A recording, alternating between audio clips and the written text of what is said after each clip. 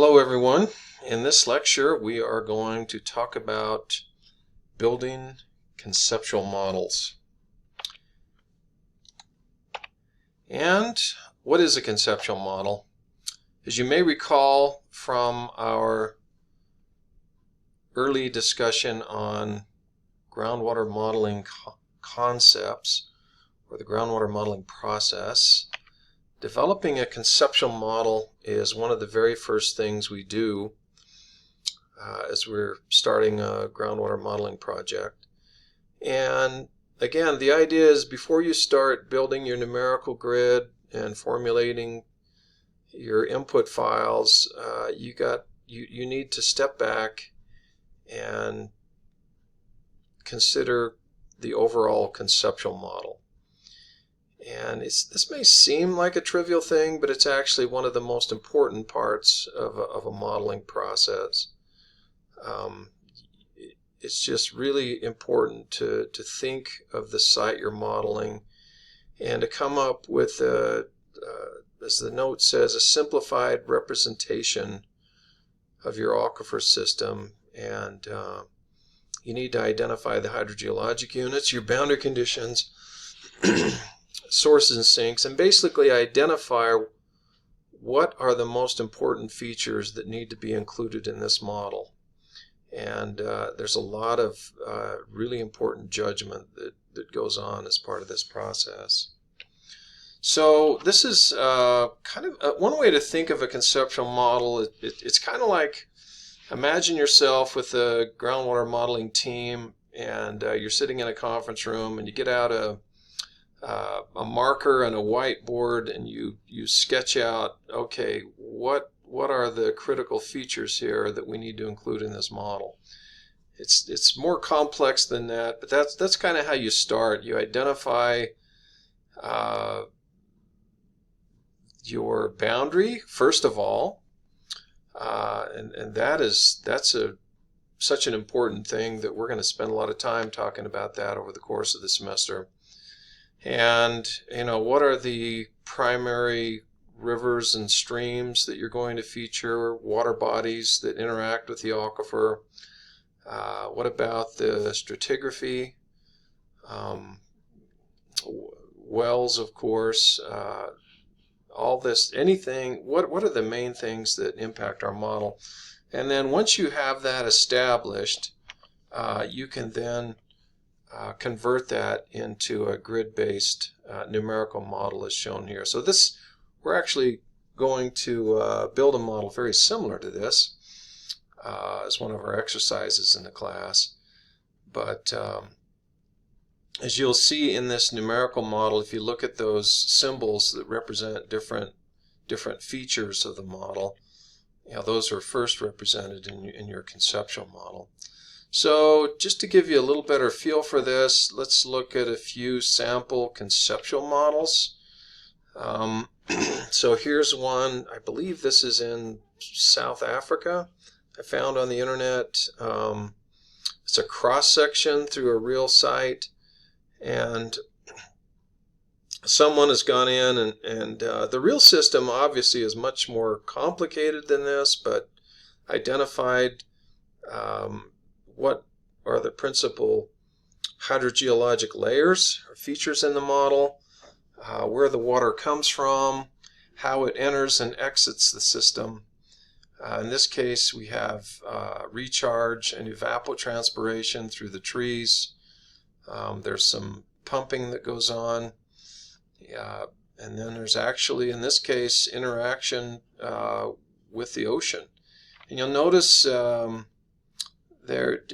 there's an upper aquifer, a superficial aquifer that's unconfined, and then there's a confining unit, and then a lower aquifer that at this location here is exposed to the upper aquifer, but other than that it's confined, and then it's assumed that you have two separate saltwater freshwater interfaces over here. So somebody has gone to some lengths to sketch this out and analyze the underlying data to come up with this. And this is just one slice. There would be a little bit more to it. looking laterally at the boundary conditions, but this is an interesting conceptual model. Here's another one. Again, has a couple of cross sections in two different directions, but there's a lower system that has some horizontal layering and some fractures, and then there's an intermediate layer and a superficial layer. There are springs and streams that interact with this system, and this is a conceptual model that was developed by someone back in 1991. And this is one I really like. Sometimes it pays to look at alternate conceptual models, and typically this means we have like a simplified representation and a more complex representation. And so part A is more of a simplified representation. There's a stream where as you can see, there's recharge entering the system, and then it is exiting the system by discharging to a stream in the middle of this basin. And altogether it's a pretty there's also an upper and lower zone. The lower zone is an inactive zone. There's not a lot of flow occurring in the lower zone. Most of the groundwater flows through the upper active zone. And that's a real simple way to represent the system. And then in part B, you'll notice that they've added some more detail. There's a fault in the middle, and the different colors represent zones with different hydraulic conductivities, and that adds a little bit more complexity to the conceptual model. Now, why wouldn't you always just use the more complex model? Well, no matter what you do, there's some point in the process where you have to make simplifying assumptions. It's just a matter of where you draw that line. And determining how much detail you put into it really depends on the objectives of the model. What is it you're going to use the model for? The more complicated you make the model, the more expensive and time-consuming it is. And for example, for this lower model that has the multiple zones, do you have a means of estimating the hydraulic conductivity in the different zones? And do you have water level measurements in observation wells in each of these zones that you can calibrate to kind of differentiate the flow in the different zones? And maybe you don't have enough information to really characterize that, and so you stick with a simpler model. Or in other cases, it's not a bad modeling strategy to start with a simple system and then just gradually add complexity as you go along. That's a technique that I quite like to use. And as you build your conceptual model, there's this concept of parsimony, however different people pronounce it differently, but the idea is finding a balance between simplicity and complexity. You want to keep the model complex enough to be useful, but simple enough to be manageable. And what's the best way to do that? Well, that takes experience and judgment. If you make your model too simple, it's not going to be able to provide you with much useful information as a tool to simulate what it is you're trying to do with your predictive model, for example. But if you make it too complicated, then you can really get bogged down. It can be slow to run. It can be expensive and time-consuming to set up. And so there's a balance you have to pull together there. And when I think of this, I'm often reminded of a famous quote by Albert Einstein: "Everything should be made as simple as possible, but not simpler." So that's just another fun way of saying the same thing that's said at the top there.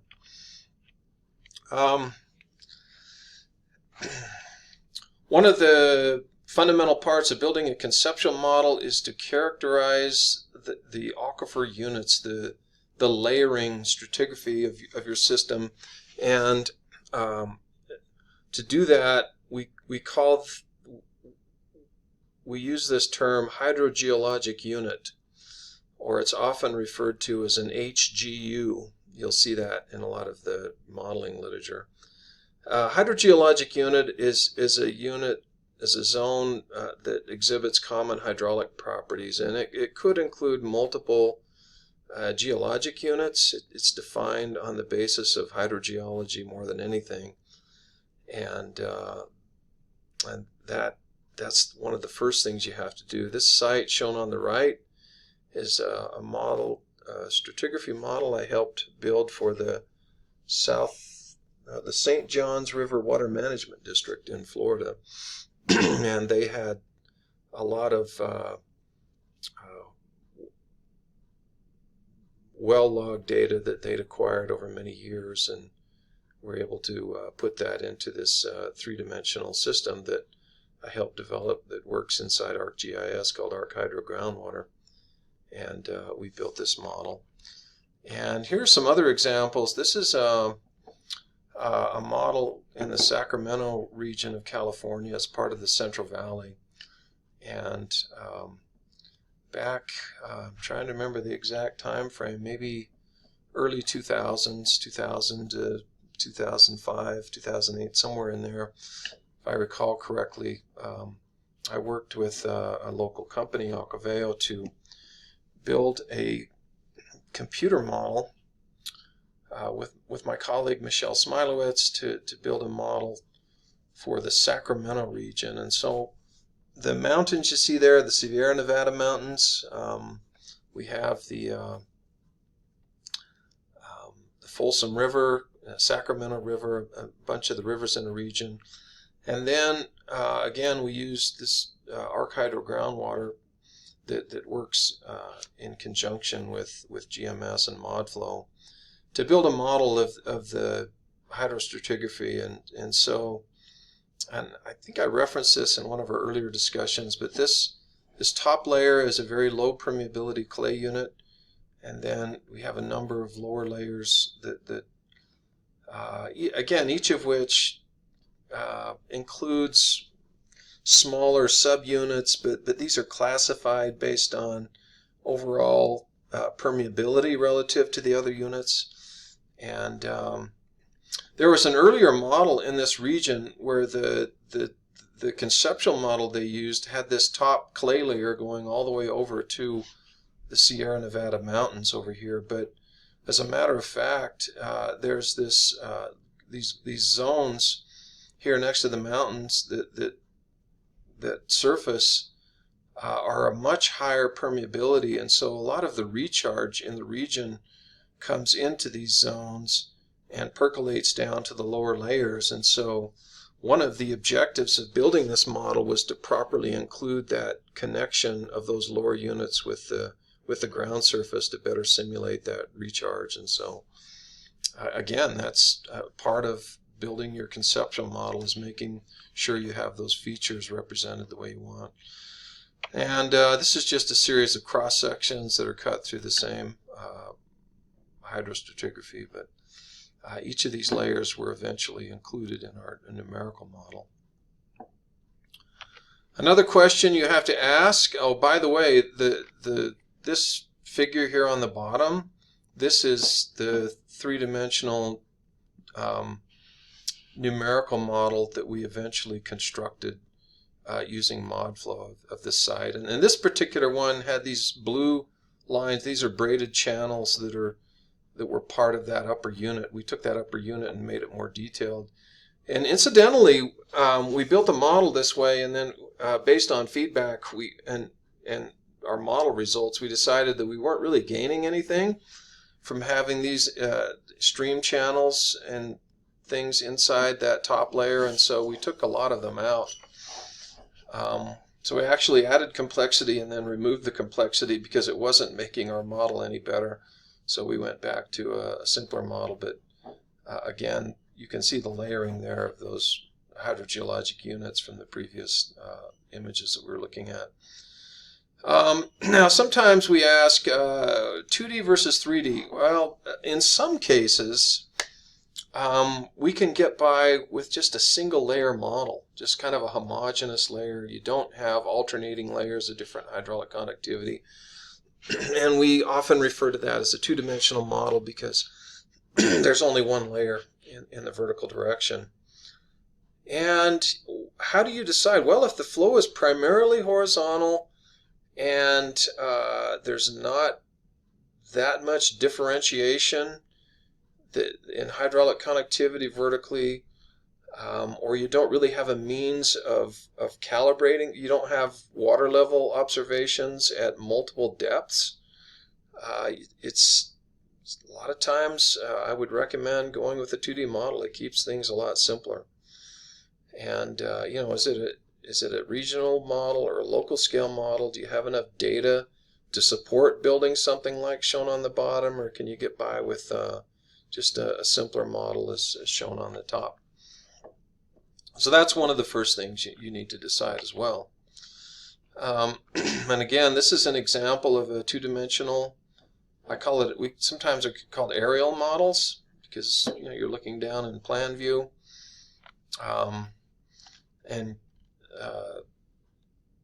So it's a single layer model where the flow is primarily horizontal, and we're going to be building a number of models, or we're going to be doing several exercises involving this same model shown here. Another form of a two-dimensional model is a profile model, and this is where you simulate flow along a vertical cross-section, and these are typically used when you're simulating the flow or seepage through a dam or a levee. And while this is an important part of designing dams and levees, the focus of this class is more on regional groundwater modeling, and so we're not going to be covering that. Those of you who are students at Brigham Young University in our department, there's another course, CE 544, seepage analysis and seepage and slope stability analysis, where this cross-section models are featured quite heavily. And then, of course, you can have full 3D models.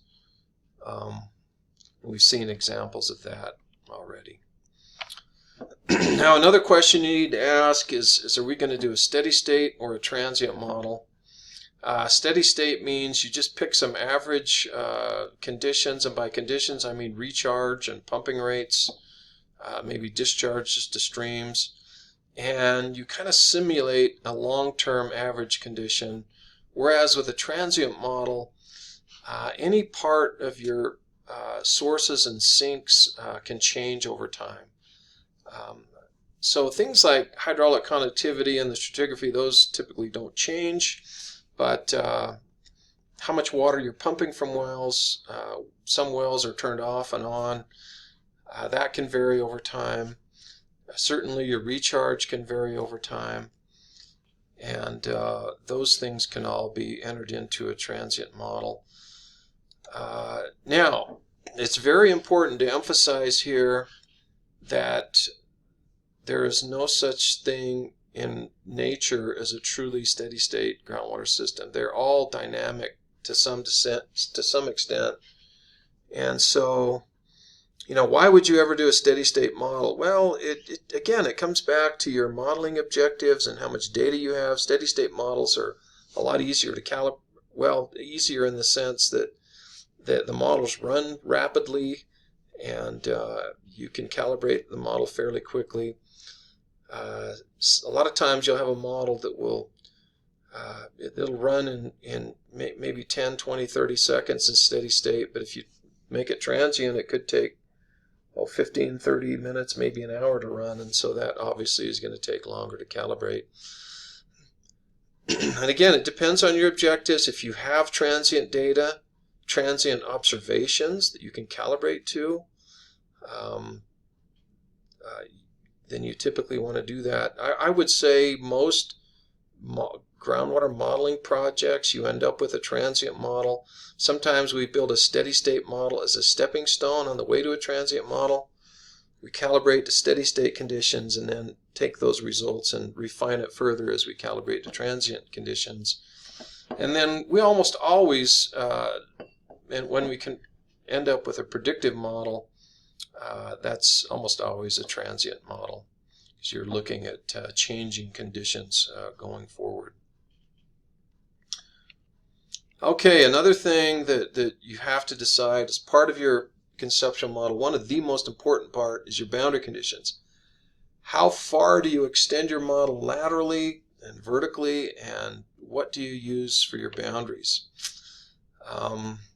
That's a really important question. And what are some typical boundary conditions? Well, one type of boundary condition is what we call a no-flow boundary condition, and these are pretty intuitive.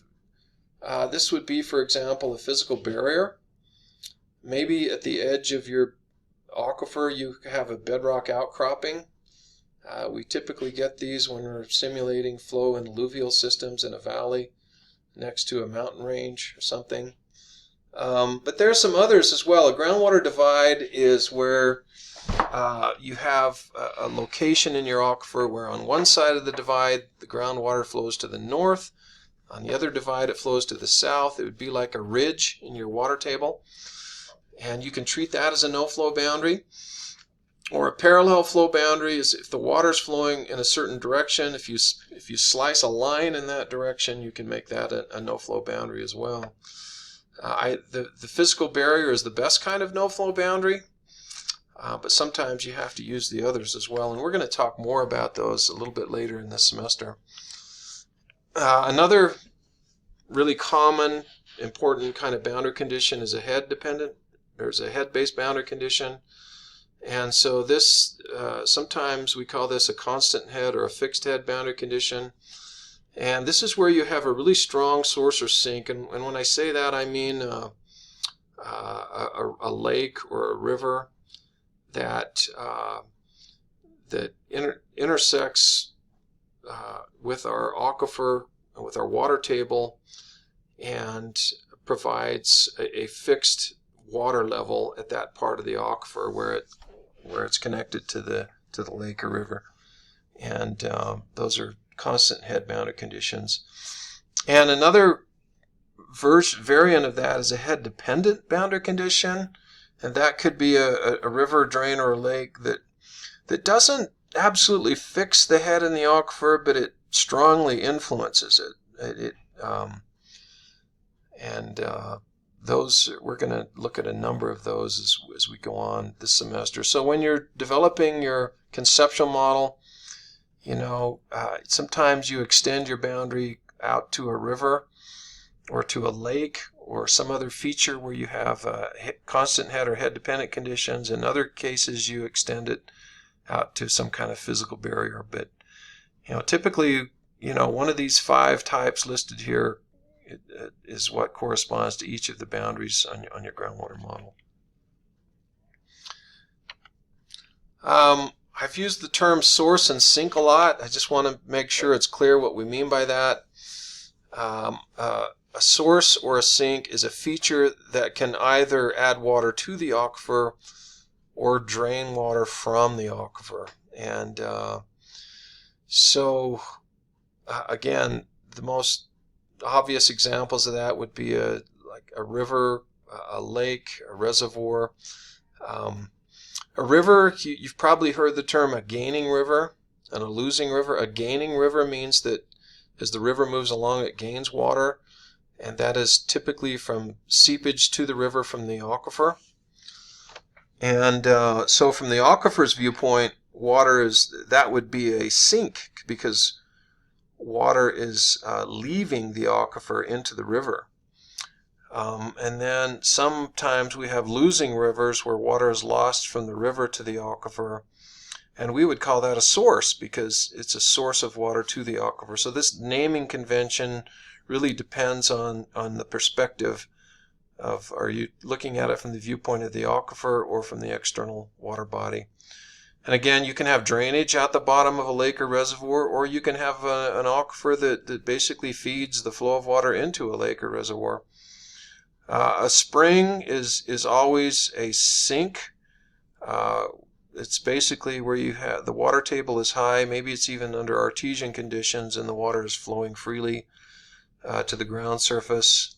Wells, of course, are it can be a source or a sink, but the vast majority of wells are extraction wells, and so they're sinks. Another one that I have listed here is a drain. A drain would be it's always a sink.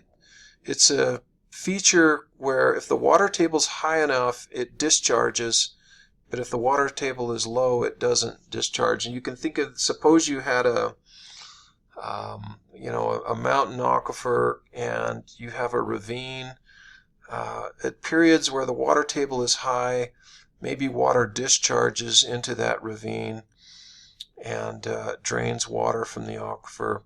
But when it's dry and the water table is low, maybe it goes during a dry period, maybe that ravine goes dry and water doesn't flow. So ephemeral streams is another way to put that.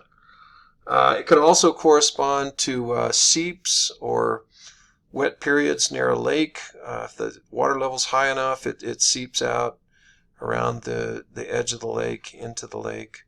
A number of different things can be classified as a drain, and those all need to be identified, and some of those are small and insignificant, but others are large and significant enough that they need to be included in the model.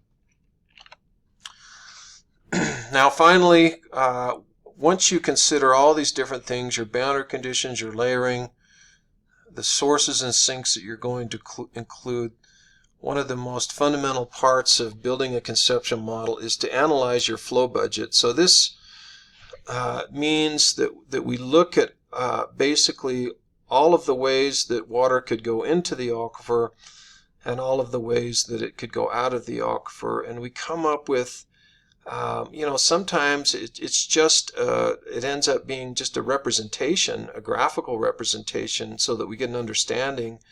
And other times people will actually try to put numbers on that and estimate what the quantities are. But so here's an example, a cross section through a site. We have precipitation, part of which can turn into infiltration. There's snow and ice which melts and is another source of infiltration. The groundwater flow, some of it discharges to a lake, which then has some evaporation and drainage from the lake, presumably. We have water that's lost to pumping, and hopefully you can quantify that. Sometimes that's hard to do, but you do have to get an estimate of what the pumping rate is. Some water is discharged to the stream. There's some transpiration to plants, and discharge to multiple streams and flow through fractured rock.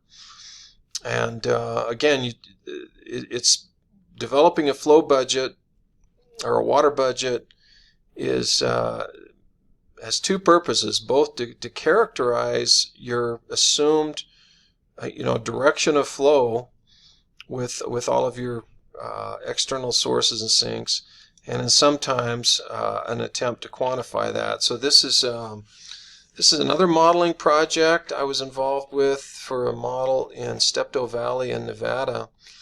And in this case, before we even built the numerical model, we developed a spreadsheet. We had it sketched out, of course, graphically and conceptually, but then we based on different assumptions about recharge and evapotranspiration, and we just made a guess and came up with estimates of how much water was going through different parts of the model before we even built the numerical model, and that really helped us get a deeper understanding or conception of what the aquifer system looked like before we even started building the groundwater model.